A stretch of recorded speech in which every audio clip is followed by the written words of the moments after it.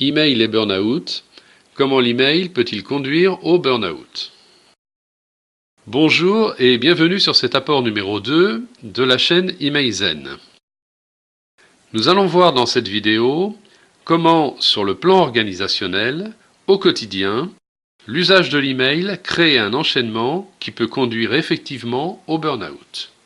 Pour avoir suivi l'évolution de l'utilisation de l'email depuis son introduction dans les années 2000, dans le cadre de mon activité d'ingénierie en organisation, j'ai pu observer que son usage, sans précaution, pouvait conduire à l'épuisement de nos ressources.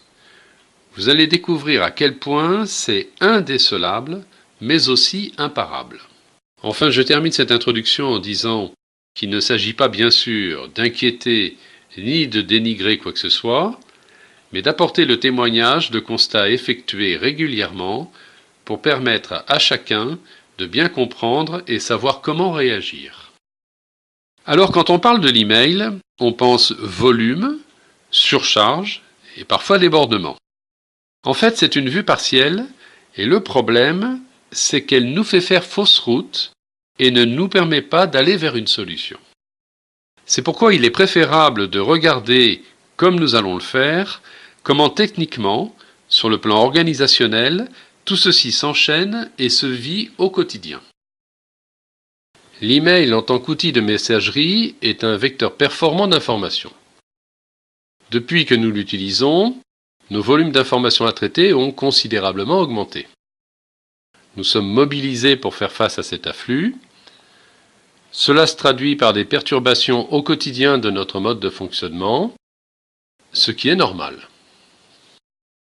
Par contre, il faut bien voir que tout impact dans notre fonctionnement est toujours accompagné d'un ressenti. Ici, c'est une gêne diffuse mais persistante.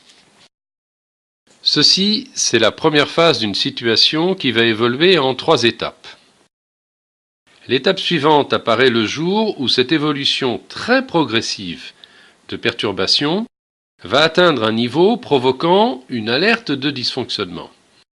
Cette fois-ci, ça va créer donc un fort retentissement psychologique, souvent une sorte de culpabilisation personnelle, au point que ce retentissement va nous amener à prendre des mesures techniques correctives qui, sans qu'on s'en rende compte, vont modifier notre fonctionnement habituel.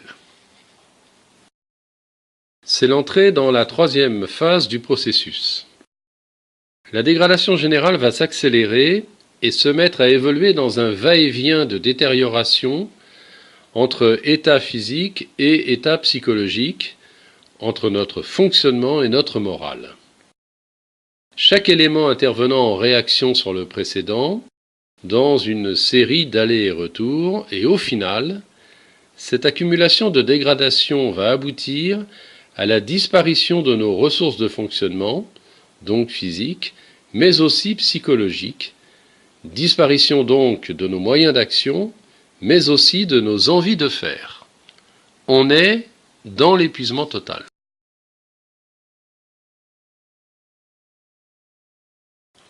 Voilà pour ce qui est de l'enchaînement global de ce qui se passe quand on utilise l'email sans précaution particulière. On va en rester là pour cette vidéo. Il s'agit maintenant de bien comprendre comment concrètement tout ce qu'on a vu se met en place au quotidien pour percevoir comment réagir et aller vers une solution.